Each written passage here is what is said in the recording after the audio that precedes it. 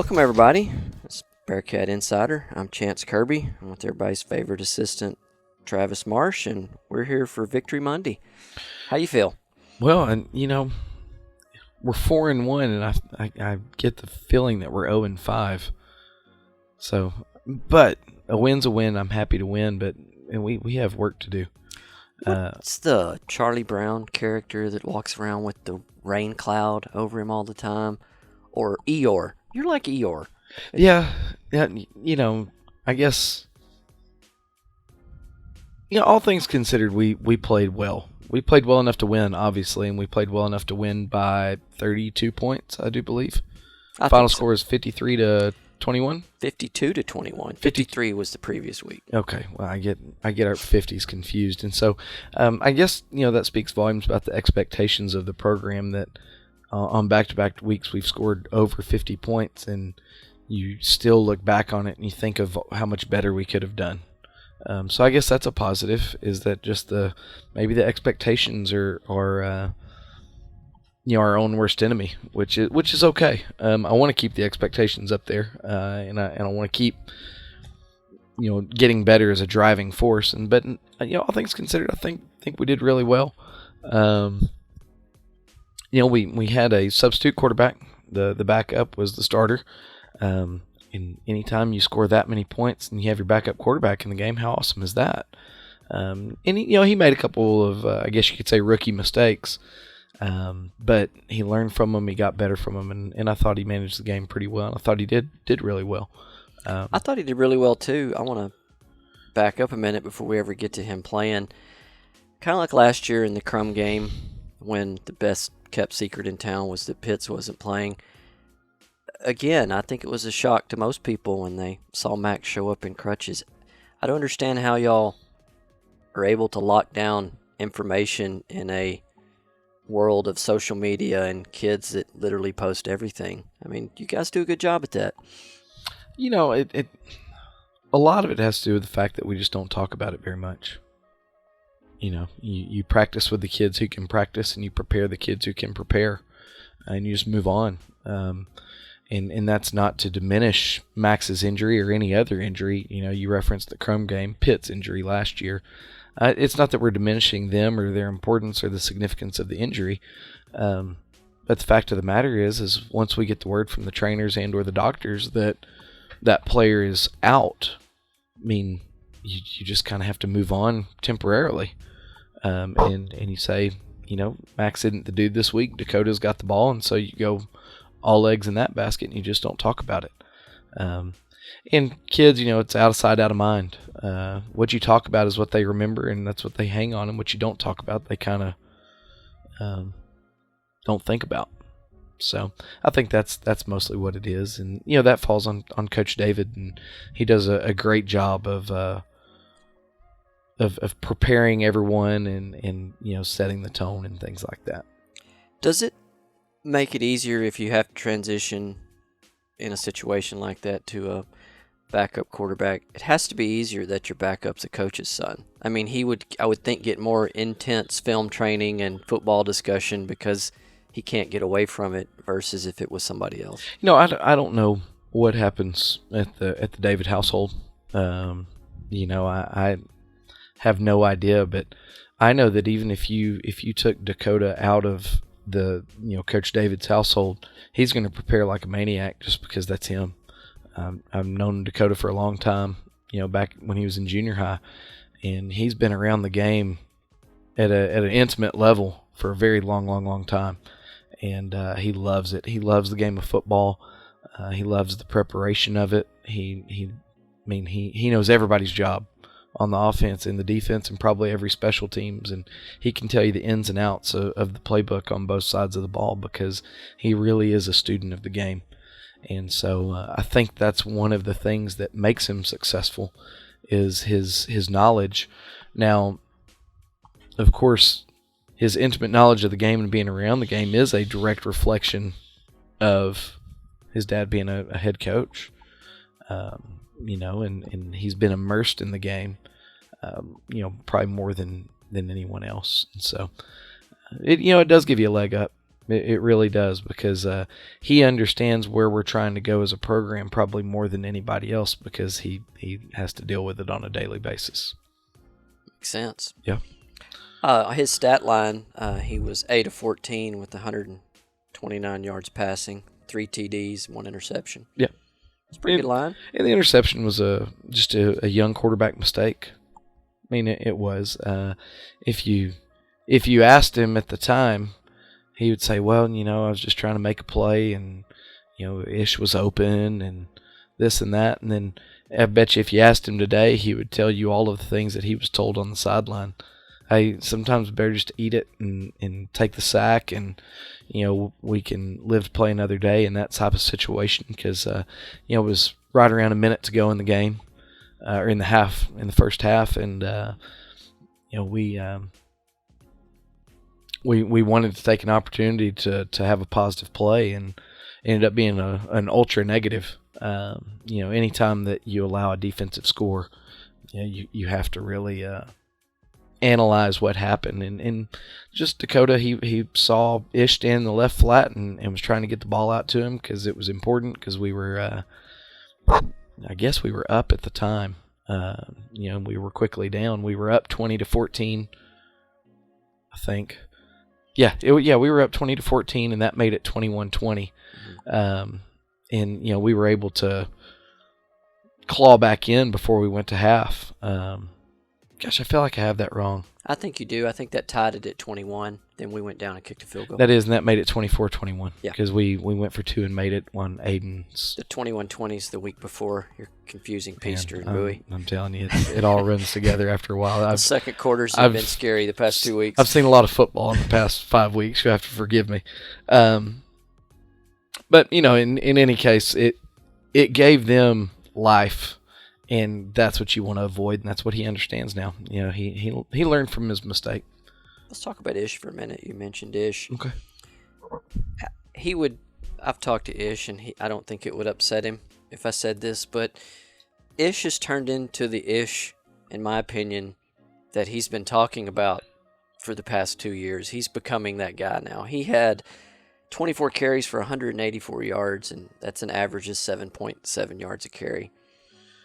And that's been his stat line for the last 3 games. It's been crazy. That's what we're getting from him. And, there's a lot of positive things about Ish. I love the kid to death just as a kid. And one thing about Ish that is very positive is Ish's confidence in Ish.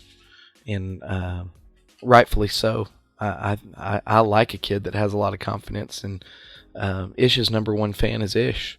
And it's nice to see that everything that we've been told about Ish by Ish is now what we're seeing on film, what we're seeing on during the games. And we're talking about rushing statistics, but it's not just rushing. He laid a key block that we'll get into later. Led to a touchdown. He's hitting people on defense. He's knocking down passes. He's turned into a teammate, is what he's done, and he's turned into a complete football player. Now, is he doing everything perfect? No, but nobody is. But he values both sides of the ball. I think the Ish that we saw in the last play of the first half of the Plainview game, that took a play off and led a receiver behind him, and then wanted to get up limping and this and that. I think that Ish is in the rearview mirror right now. You're getting a competitor. Now, does that mean that sometimes he says, "Hey, coach, I'm tired. I need a break"? Well, of course, that's human. But the excuses are done and over with. I think he's really applied himself to wanting to improve, and it shows. We'll talk about it here in a little bit, but he had a run that was just downright special in the second quarter. And he's a special player. He's a special kid, and I'm glad that everything's clicking on all cylinders for him right now. Well, another noticeable change just from this year to last year is I think he's only had 1 turnover, and that was in the Castleberry game. Yes, and I'm not even going to put that on Ish. Yeah, it was a good play by the other team. And he was fighting like crazy for ran extra. over like 5 or 6 guys at that he was point. carrying Was in a pile. 3 of them on his back, and their stud Lonnie Adams, number 11 from Castleberry, made a heck of a play to get that ball out. You can see the pictures of it on the album. If you go to pilotpointbearcats.com and you go to the pictures, you can go to the Castleberry game and you can see the pictures of that kid gets his hand in between Ish's body and the ball, and you can, and that he made a play. But no, that's his 1 turnover on the year. And that was a bigger problem last year. That's something that's been corrected. The over and under for fumbles per half on Ish last year was high, and he's just doing like I said, it's 2019 Ish is in the rearview mirror, and then he reared his ugly head a little bit in the Plainview game, but that guy's dead and gone right now, and Ish is firing on all cylinders. And that goes without saying, though, that he couldn't do it without the people that block for him. Sometimes he does it without them, but for the most part, they do a great job of opening up lanes for him. And those 5 offensive linemen and the fullback, if it's Jay or Troy or Ryan Stewart, or if Aiden's at tight end, or if Gleiser's at tight end, those kids are working for him and blocking hard for him, and so he's able to take advantage. The receiving, if Dakota threw 3 touchdowns, somebody had to catch them. Aiden, 2 receptions for 59 yards and 2 TDs, and then Avery had a great game of 4 receptions with 69 yards and a touchdown. And that's a little. I'm not going to say it's misleading, because technically that is right. And for those thinking at home, I don't remember Avery having 4 catches. Whenever we put Avery in motion and we toss the ball forward, statistically that counts as a pass. So even though it's a jet sweep, and if people are thinking, well, that's stupid, why would you toss the ball forward? It's actually a little. If he drops it, it's an incomplete pass is one advantage. Yes, and that is the advantage, is if something goes wrong, instead of being a fumble, it is an incomplete pass. And so, stats are stats. That's the way it adds up. Avery, man, he looked good running the ball after the catch right there. That I guess touchdown, he put a heck of a move on a guy. Yeah, and then cut left and jumped in the air. Yeah, he's special. I mean, he is, and we could say that about probably 8 or 9 kids on the field that can make things happen, either defensively, offensively. And Avery's one of those kids, when the ball's in his hands, he typically does a pretty good job. He's become a lot more explosive, going from his junior year to his senior year. He runs hard. He's always a north-south runner, and he's running hard, and he's just got a little weird wiggle to him that makes him really hard to tackle, and he has exceptional balance. And while we're on the subject of that, if you look at Avery and you look at Avery's development, Avery on the basketball court is a lot like Avery on the football field. It's true. Never thought about that. And so that's one reason why multi-sport kids stick out when you're at our level and you're talking about special players, is we're not going to talk about a single special player that's not a multi-sport kid. Ish is a fantastic basketball player. Aiden Cox, fantastic basketball player. Jay Cox, fantastic basketball player. Avery Smith, fantastic basketball player. Ish. I already said Ish. He was the first one I said. I'm not paying attention. Thanks for paying attention. But and Max Holler's a exceptional track runner, and he's an excellent baseball player. I think I could beat Max in a game of pig, but I couldn't out-throw him in the baseball. Colin Haynes, excellent baseball player. And Tristan Truenbach, excellent track runner. The list could go on, but whenever you start putting a whole bunch of multi-sport kids out there, you get the best results. And so, all that to say, Avery makes things happen when he has the ball. Aiden, the one that's not on the stat sheet, is a 2-point conversion that was an excellent play by him. Great throw by Dakota and a great catch in traffic by Aiden. The corner jumped the route and was all over him, and he kept his eyes locked in and made the catch. It has to be frustrating for Coach Peacock calling the plays, because there's only one ball, and when you've got Ish and the Cox brothers and Aiden out there, you have a hard time figuring out who needs to get it and when. Yeah, well, and it's a double-edged sword, because as difficult as it is to get the ball to everybody and try to keep them all happy, it sure is nice to know that you have options. It helps. Yep. All right, let's get a quick word from our sponsors, and we'll dive a little bit deeper into the game. Since 1983, the Scott Walker Insurance Agency has been covering the insurance needs of Pilot Point. Regardless of what that need may be, they have you covered, offering homeowners, auto, life, farm and ranch, and commercial. Give them a call at 940-686-2692. That's Germania Insurance, the Scott Walker Insurance Agency, located just north of the town square at 211 Scott Lane in Pilot Point, Texas. Scott Walker Insurance Agency, always there to help.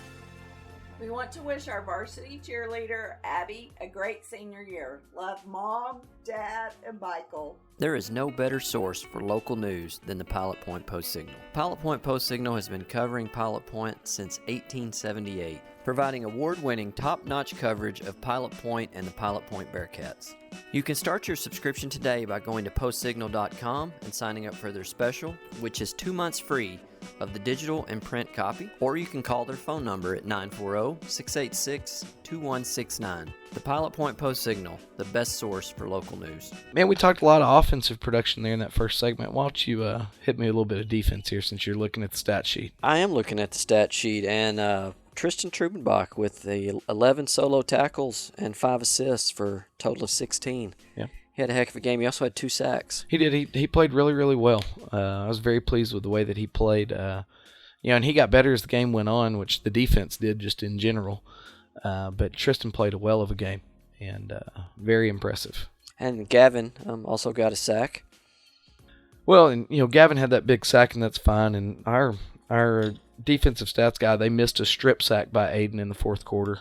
Quarterback he came up underneath and was going to go out to his right to try to get back on top of getting rid of the ball, and Aiden poked the ball out as he was running by. So that'd be a strip sack by Aiden Cox. Yeah, and then also Dorian had a forced fumble, I believe, they were on a kick return.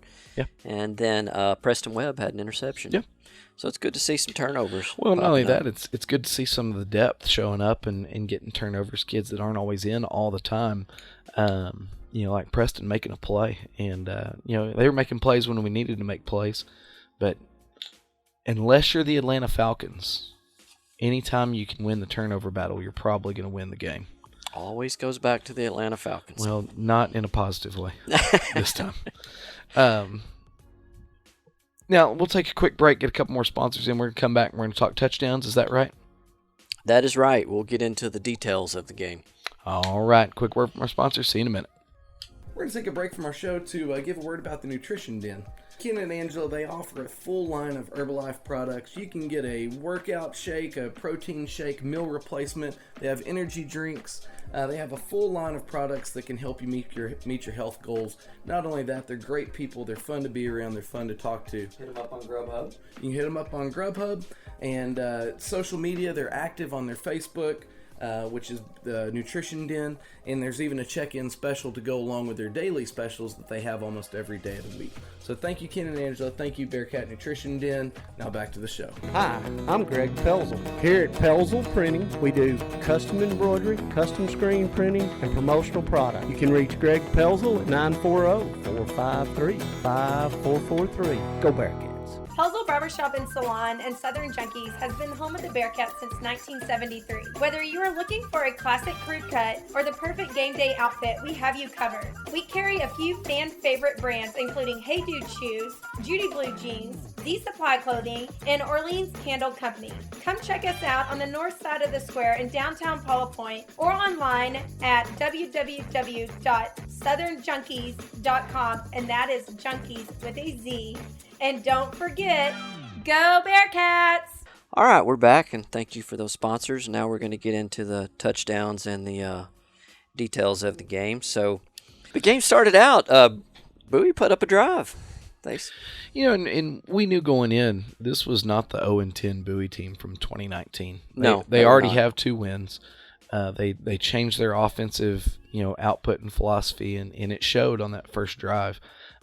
They kept us off balance with a lot of different stuff that was going on, and I do believe they scored on it was a rollout pass to the right, and I think they hit number 17-yard TD to number 27.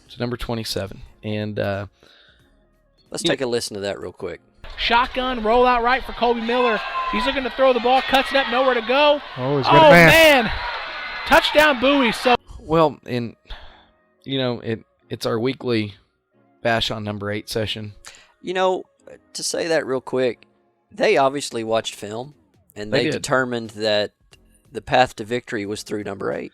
Well, we'll get into this more as it goes on, but we were in a zone coverage, and they ran a curl route from the outside receiver, and then the back that was in the backfield ran a wheel route down the sideline, and number 8 stuck with the curl route instead of going to his deep third, and that allowed the space that was needed for a Bowie touchdown. We talked about Dakota previously about making rookie mistakes and things like that. Aston gets better as the game goes on, and he's gotten better every week. And people are probably sitting there saying that, well, you're only saying this because you're sitting across from his dad. Anybody that wants to check the text messages between us would know that there's nobody that is more critical of Aston's performance than A, Aston, or B, you. Well, anyone that listens to this podcast Yes. knows I don't go But light. if Like you- a coach's son, I may even go too hard on him because I don't want people to accuse me of going too light. Yes. No, but if you look at the film and you look at the film on a play-to-play basis, anytime you show the highlights, you're always going to get the best plays of a player. Anytime you show the lowlights, you're going to get the worst. So if we watch the film of all the big catches that Aston gives up, of course it looks terrible. If you watch him on a play-to-play basis, technique is improving. It's getting better all the time. He's starting to do the little things better, and he's getting there. And I'm not one that makes excuses, and I never will. His inexperience is hurting him. But there's only one way to take care of inexperience. That's that you got to leave him out there.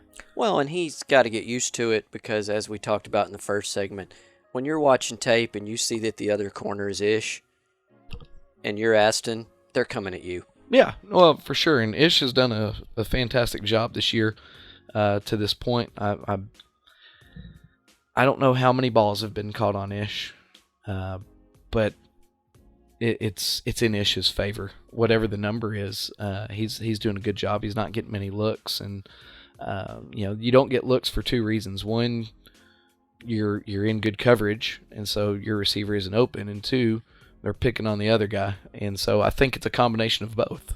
I think Ish does a good job covering, and why throw it at 21 when he can throw it at 8? Exactly. And so, I hope he keeps figuring it out.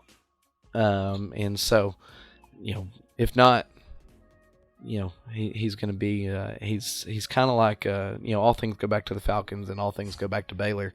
If you want to know who the front runner for the Heisman is, it's the quarterback that just played Baylor. Aston's, got to grow up from being that guy. The all-district quarterback doesn't need to be the dude that gets to throw the ball on number 8. And he's just got to grow up, and he's got to keep his head up, and he's got to keep fighting, and he's got to keep getting coached and taking the coaching and everything like that. But he's getting there. He's improving, and the second half showed it. And so, we'll just hopefully he can keep going. But on to score number 2 for the game. Angry Aston was a benefit there. Aston had a lot to do with points for both teams in did. the first 2 drives. He was a contributor. He gave Bowie some points, but the good Aston giveth and the good Aston taketh away. Yeah, well, let's listen to that cut, and then we'll come back to it. A couple other Bearcats. So it's going to be a low line drive, bounce up the middle. Aston Kirby's going to field it at the 15 and run into the middle of the field. Bounces to the Pilot Point. Gets a block, has a seam across the 30, across the 40, 50, 40, makes a bounce. Yes, sir. Aston Kirby. There he is. So one thing that we've noticed with Aston probably in the past 3 weeks is that he's pretty good in the return game. We like what he gives us in the return game. Wouldn't hurt for him to fair catch some things every once in a while. But we don't want to take his edge away. But he made a heck of a play. And anytime you have a kickoff return for a touchdown, you have good blocking. And he had some kids that were hustling to try to block for him, and they picked up their blocks, and he made the right cuts. And, Ish, again. Ish did. Ish made a fantastic block on the right Avery. sideline. And Avery, sealed off the inside as well. And then if you watch the tape, Tristan Truenbach, he takes a bullet for Aston, and a kid is coming to tackle Aston, and they cut their angle and accidentally tackle Tristan. So thank you to Tristan Truenbach. Aston will get you your favorite Sonic drink for taking a bullet for him. Awesome. But no, it was great team play. And, Aston's the one that gets the recognition because he's the one that toted the mail to the end zone. But it was a great team play, and it was a great job by Aston finding the seams that they gave him, and he made it happen. He broke a couple tackles too, so it's not like he did it untouched, but it was a great job. All right, moving on. They just got the ball back and just drove right back down, and then, sorry, number 8, but they came at you and Avery again. I'm not sure because it looked like the coverage was decent and the ball went between them. I don't know how all that happened. If you watch the tape, it doesn't get much better than saying I don't know what happened. Aston had decent coverage.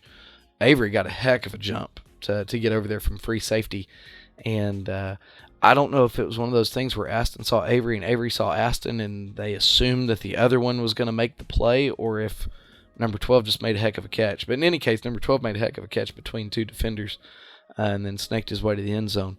But, that's what good coverage or not, 8's got to know they're coming at him. We're here. Bearcats jump. Flag comes out. Free play. Deep ball. Aston Kirby in coverage. Safety. Oh, he caught that.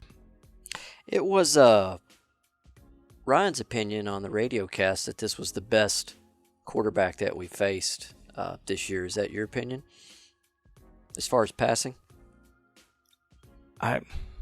Maybe. I'm trying to think about all the guys we faced. You tend to, in true coach speak, you bury last week and you move on. Yeah. I'm trying to remember. This guy's better than Plainview's guy. Mainly because he's from Texas and not from Oklahoma. Castleberry's starter was pretty good, but we didn't get to see enough of him. Yeah. But he was. I would say that guy, the starter at Castleberry, he ended up getting hurt in the second quarter, I do believe, maybe the first. I think it was first.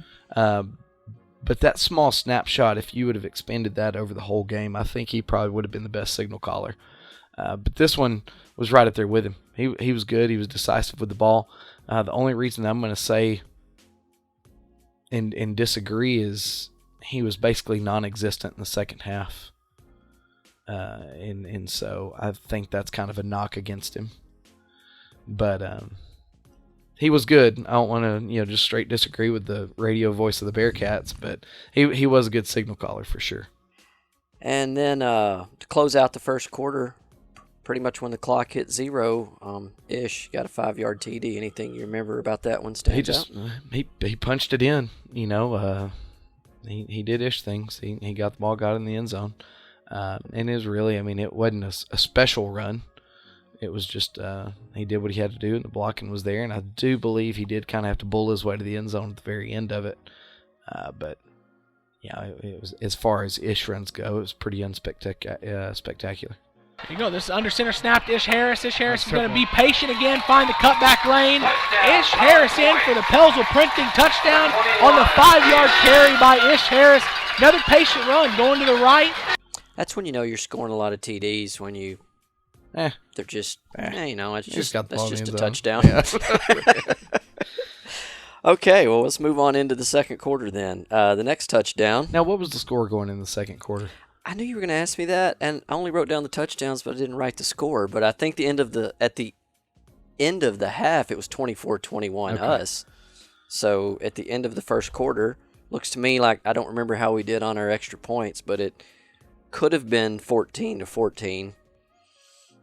This is terrible. People are listening to the podcast for us to provide them with information. I don't remember the sequence. I know we missed our first 2-point conversions. We went gate. Okay, next week, listeners, I promise I will actually be able to provide you with the score. I do believe it was missed 2-point conversion on our first one, and we were down 7-6. Then they went up 14-6. Then we tied it up at 14. Okay. Well, that's where we're at. We're tied at 14. 14-14. Going into the second quarter. Because that's right. Because on Ish's 5-yard run, it was an Aiden 2-point conversion. Dakota to Aiden. Okay. Yep. Okay. 14-14. We're there. 14-14, and the next TD would be an Ish TD again of 28 yards, and this is the one you alluded to earlier that I'm just going to call the jump cut. And then if you'll listen to the radio broadcast, John called it the Olay block touchdown because there were Bowie players all in the backfield. And we go. Now we're ready to roll. We got an I-right formation. Dakota David under center. Ish Harris in the backfield. David takes his handoff, a stretch to Ish Harris. Oh my Lord, my nice gosh. Ish Harris with a couple stutter moves. Dropped a man to his knees and takes what should have been a 3-yard loss into a 28-yard Bowie Jack. It was not the best blocked play. Our offensive line has blocked better than they did on that play, and Ish just did Ish things. He made multiple people. That is signature-ish things. Yeah, he made multiple people miss in the backfield and then went out the back door for a 28-yard touchdown. And I don't want the line to think that I'm bashing the line, because if we back up to that 5-yard TD that was ordinary, the reason it's ordinary is because the line is doing their job. Well, and the reason why Ish gets over 150 yards is because the offensive line does a great job. He doesn't get to make jump cuts and spin moves when no one's around. So well, if he it's did, very ordinary. If we did, we would yell at him. He might do that actually if he wasn't afraid of you yelling at him. Yes. No, but it was spectacular by Ish, and the video of it's the only thing that can really do it justice. But he made a heck of a jump cut, and he made a bunch of people miss, and I think that is just what you get from Ish, is that he's lightning in a bottle. More of that. We'll take more of that. Well, I like the ordinary stuff, because I sure love it whenever late in the game. I do believe Dorian was in the game, but the offensive line was just mashing Bowie. They were, because Dorian had 6 carries for 52 yards. That's an 8.7 per carry average, and he was just going straight ahead. And that's signature Dorian. Mm-hmm. You take the shake out and you just get the train with Dorian. But Colin Haynes and the right side of that line was just, they were going off. I mean, they were road graders. And so offensive line played fantastic. Now, to end the first... No, we have two more. 2 two touchdowns. We don't need to talk about this one. Hey, we've already talked about it a little bit. I mean, things happen. But here we are, 5 wide receivers here for Dakota David. Trips right, 2 left. 2nd and 10, takes the snap, back to pass. A low snap. Some pressure. Oh, no. That's no. what you don't want. There's the inexperience there, Dakota David being pressured.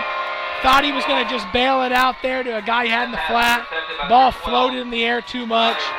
And that's a dream for a defensive back. I think Dakota had a good idea. It's just with most good ideas, they don't pan out sometimes like you want them to. And number 12 had a 30-yard interception return for a touchdown. Well, just number 12 is a good athlete. He was their go-to receiver for most of the night, and he came and made a great defensive play. It started with their defensive front, got a good pass rush on. They got on Dakota quickly. Ish was his check down. He to avoid a sack, he was going to try to throw out to his check down under heavy pressure. He couldn't get a lot of mustard on the ball because of the heavy pressure, and it kind of hung, and number 12 snatched it. And there wasn't a chance to make a play on him for the pick 6 because he caught it in stride, I do believe maybe 30 yards out or so. It's just, like I said, rookie mistake, first start jitters, call it what you will. A mistake nonetheless, and I do believe Dakota learned from it. Tell you what I liked about it, though, and God knows I pick at you guys about the last 2 minutes, no matter which way you go. You are very critical of time management. Or contrarian, as you like to call me. I like the fact that we had a backup quarterback, and we were still aggressive. We didn't change our plan. We were like, we are the Bearcats. We're going to go drive down and score just like if it was Max in the game. Yeah. Yeah, no, I mean, the call was an aggressive call, and it's one of those calls that I think everybody that knew the call loved the call. Didn't work out the way that we wanted to, but sometimes that happens. So then that's just part of it. We throw a pick 6, and then still, we're like, okay, get the ball back. We're still going to drive down, and we're going to score. And we drove right down the field. We didn't punch it in, but Howell did kick a 32-yard field goal, which is good to know we can do that too. That comes in handy later. And it is good. Leg. There we go. The next Italian field goal is good. 32 yards. You know, we did a really good job of getting on the line. We moved the ball. We got the ball right around a minute, I do believe, to go. We kicked it with 3 seconds left, and then We the got interception was at 1:08. So yeah, it yeah, took right so- around a so minute. we got it right around a minute, and you know, we did spend both timeouts because there was confusion with an injured Bowie player, and they credited us the timeout. Or not credited, they Punished. punished. I wish they would have credited. That'd been awesome. But there was confusion with the injured Bowie player and whatnot. But anyways, we got a timeout, and that's what we kicked from. But in that minute, we used one timeout, but we were very, very good about if we got a first down, getting back on the ball. Coach Peacock did a fantastic job of getting the play call to the signalers, and we got it signaled in to where we were rocking and rolling, kind of in a little bit of a 2-minute drill. And, you know, we were talking about doing ish things whenever the line didn't block well. Whenever your 1 minute offense involves running the football, that's a credit to the dudes up front. And so it was very, very nice. I think we missed a shot to Aiden. We took a shot to Cade Carter, both incompletions, which the one to Aiden there was a little assistance from holding from the Bowie secondary that contributed to the incompletion. But it wasn't called, and, you know, it is what it is. But no, it's great. Howell got out there, knocked in a 32-yard field goal. But the biggest thing about that is you go from a pick six to where everybody's at a low because now the game's tied up because of an offensive blunder. Now the offense went back down and drove it in well enough to where we could kick it, and it's huge to go into halftime 3 points ahead. That was going to be my question. That had to feel great. I mean, that's a huge boost. You always hear the TV guys say it, but I mean, it really has to be to go in and know that you got something out of it. Well, and especially knowing that we're going to get the ball back. We kicked off to start the game, which means we were going to receive the second half, and there's less pressure on that first drive when you already have a 3-point advantage. So that's just, it changes your mindset a little bit, knowing that you have a lead going into halftime. Even if it's a 1-point lead, it's a lead. You know, and so went from there, made some, Coach Freeze made some excellent, defensive adjustments at halftime. They did not have a first down in the second half until deep into the fourth quarter. They had 104 yards passing in the first half, and I don't think they had too many more after that in the second half. Possibly no passing yards in the second half. But in any case, the offensive success that they had in the first half was not continued in the second half due to Coach Freeze making some fantastic adjustments. I asked you last week. I guess this half, you kind of already addressed it, was pretty tame and get to business, and let's tighten these things up. And it always is. Well, not always is. Most of the time it is. Because... Well, you said last week they were executing. Yeah. And that's all that you ask yeah, for. What upsets you is when they don't execute. And that's the thing is you get in there and, everybody in the movies thinks that, pregame you have to get super hyped, and at halftime you come in there and everybody's all sweaty and bloody and throwing up and, everything that Friday Night Lights gives you. In reality, it's you walk into the varsity dressing room and all the kids are sitting in front of their lockers, and literally you walk in there and 36 sets of eyes are looking at you as a coach saying, I want direction. Just tell me something. And they yearn for the coaching, and they want to know what the plan is. And so, it's nice, and it's nice for it not to be like a super emotional halftime. Halftime needs to be a break for them, not an extra bashing session. Yeah. And so it really is not always a positive thing, but it's a coaching thing. It's not a berating. You're going to get coached up. This is what we need to do different. This is what we need to do better. Hey, make this little adjustment. Hey, instead of doing this, instead of zigging, let's zag. and stuff like that. So it's good. Well, and we definitely shifted gears in the second half, and I know your critics are harsh on you guys, saying you're slow starters, and in the second half you start playing however you're supposed to, but a lot of it is I think you have to take the whole game into account, and it's us wearing people down, and that's grinding on people and getting them into the position to where we want them, to where we can have a big second half. Yeah, well, and that's it. That's it's nice to know that the kids can come out full throttle, and they did. And so they just respond to coaching. That's about all there is to it, really. Second half opened with a 7-yard TD from Ish. Ish Harris has been well deserving of these carries. He gets another one, and he's going to get in. Pelzel printing, touchdown. Another one that was kind of ordinary, if I remember right. Yeah, no, I mean, he punched it in. He go offensive line. They do their job. He does his job, and everybody's happy. And again, like you just said, go offensive line and go Ish for hitting the hole hard.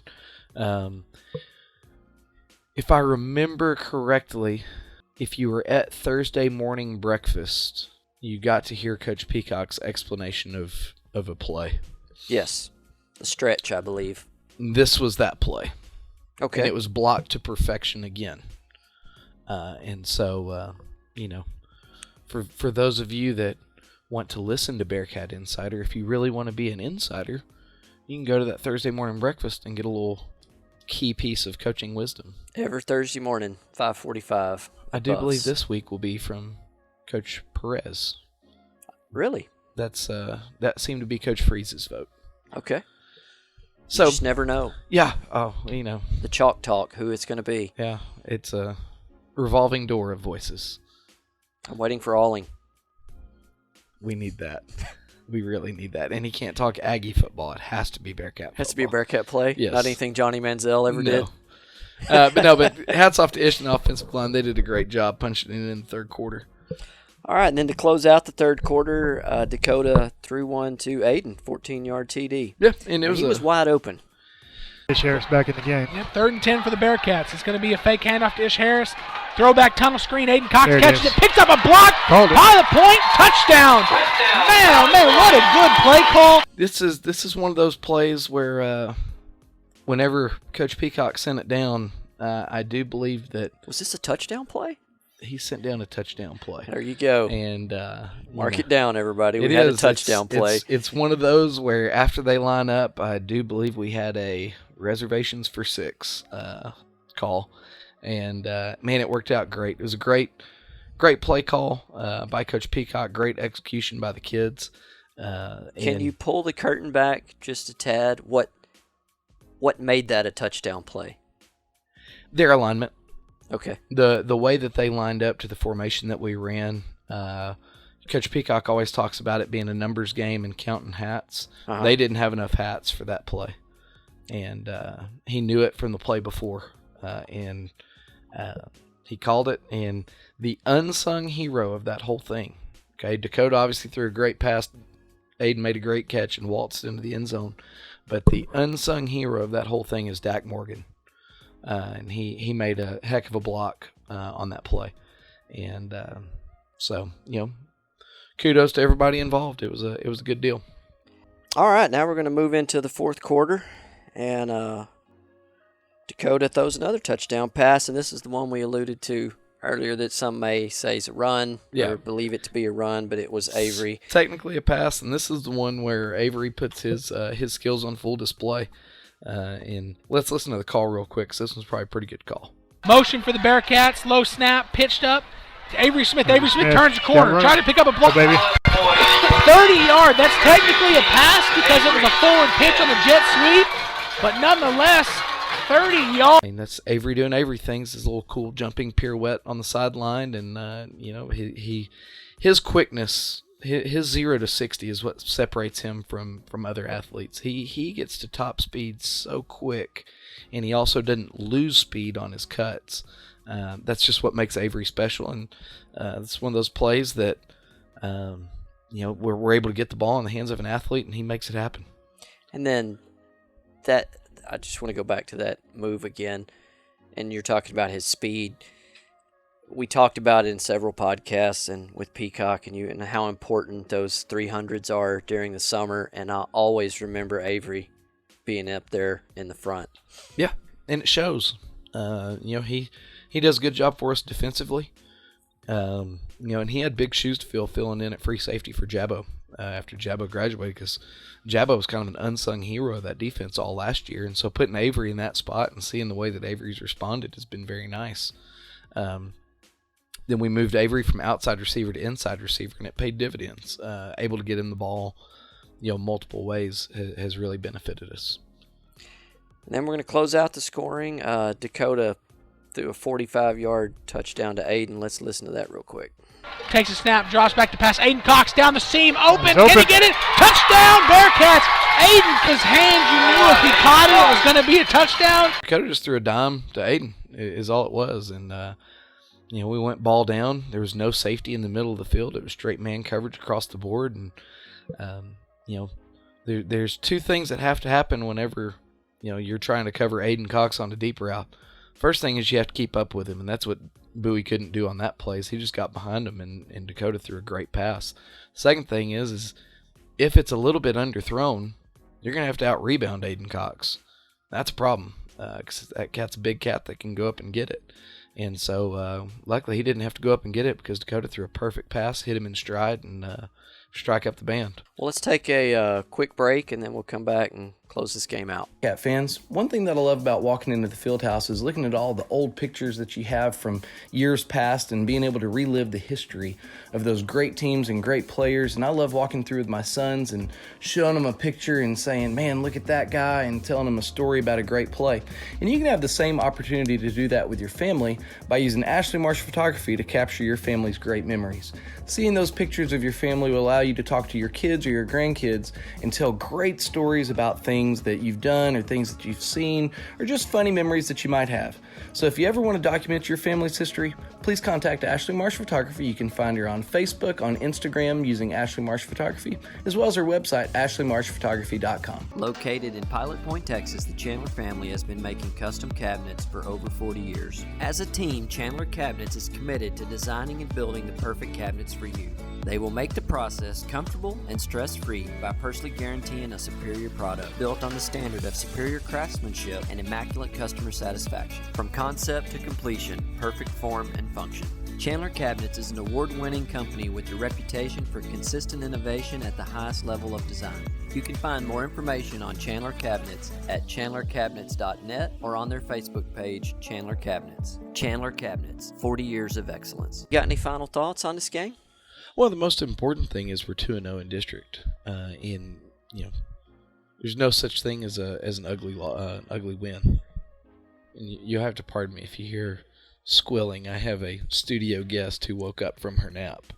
That's right. Coach Marsh, everyone's favorite assistant's doing double duty today. Yes. Running a podcast and holding his kid. Yes. My upset kid who, and now dodging the sound engineer. That's right. Sound engineer's got to do his job. It's a big task. He takes priority over everything. Yes. No, but the main thing is we're 2-0, and there's no substitute for winning. However you get there, there's people that aren't 2-0 in district, and so I'm happy to be in that position, and we're tied for the best record in our district, and so as long as we can keep that going, we're in good shape. I do have a question. Yes, sir. I listened to your pregame show on Bearcat Insider. Okay. And you warned us about 72, which I did see him out there, but he didn't make the impact that you warned us that the potential was there. So the reason I'm asking, not that I'm doubting your scouting skills, we took care of business. We did. No, we did. He was much more of a factor offensively than defensively. He took Troy for a ride a couple times, and he got a hold of Gavin a couple times. But for the most part, we were able to compete and outcompete him really well. One thing that happened early was our tempo on offense just killed him. His hands were on his hips and he was sucking wind early in the first quarter whenever we were going up tempo and moving the ball. And then when he was the defensive tackle, our front just straight manhandled him a couple times, and that set the tone. When I watched the film, I noticed Caleb Holloway was handling pretty well. Yeah, he was doing good, and Scotty was doing a great job. They started out the game lining him up over Scotty, and then as the game went on, they got him away from Scotty. So our front did a good job of neutralizing his impact on both sides of the ball. I just want to address two things in closing before we finish up. One, we were aware during the broadcast, and we have since watched the broadcast several times, and we know that it was having problems, and it was a situation that's beyond our control. And I just want to warn everybody that next week in Paradise, I don't know what we're facing there as far as internet connection or internet capability. So it's a very real possibility that it will be audio only. And that was the solution Friday night. To truly fix the problem, we could have cut the video and everything would have been fine. But I felt like on the chat and looking at what comments people were making, they would rather have a lagging video than no video at all. But next week in Paradise, it's very possible that it will be an audio only. We'll know once we get there and can judge what kind of connection that they have. Well, and we have troubleshooting steps that we are going to take to try to at least rule out possibilities of things that are causing the problem. True. And but once it's in the air quotes cloud, we've let it go at that point. Yeah, once it leaves our computer, it's out of our control. But the main thing is we really appreciate Speed of Light and their sponsorship and the service that they provide us. And they were working on it. They were talking to me Friday night during the game. They had engineers working on it during the game. I'm not going to say I don't know if their customer service is available late on a Friday night for anybody, but they were definitely working on it for us during that game and trying to correct it. Well, and that's a testament to Speed of Light and their customer service. It is. And so thank you to Mike at Speed of Light Broadband, the official broadband provider of Bearcat football. And Massey Stadium. And then my second point, I wanted to tell Tyler Holler thank you. We feel like we work hard. We do it because we enjoy it, and we don't walk around and look for people to tell us that we're doing a great job. Yep. But I do appreciate him stopping us today and telling us we are doing a great job and that he looks forward to listening to our podcast. So thank you, Tyler Holler. Well, apparently he's one of our over 3,000 downloads that we've had. He is. And so big shout out to Tyler. Yeah. And so as always, we want to thank our sponsors, Pelzel Printing, Southern Junkies, Pilot Point Post Signal, Ashley Marsh Photography, Chandler Cabinets, Dana Walker with Germania Insurance, and last but not least, the Nutrition Den. Without the financial support of these sponsors, we would not be able to produce this podcast and bring it to you, so we sure appreciate them. So Bearcat fans, please go support your local businesses. And as always, go Bearcats.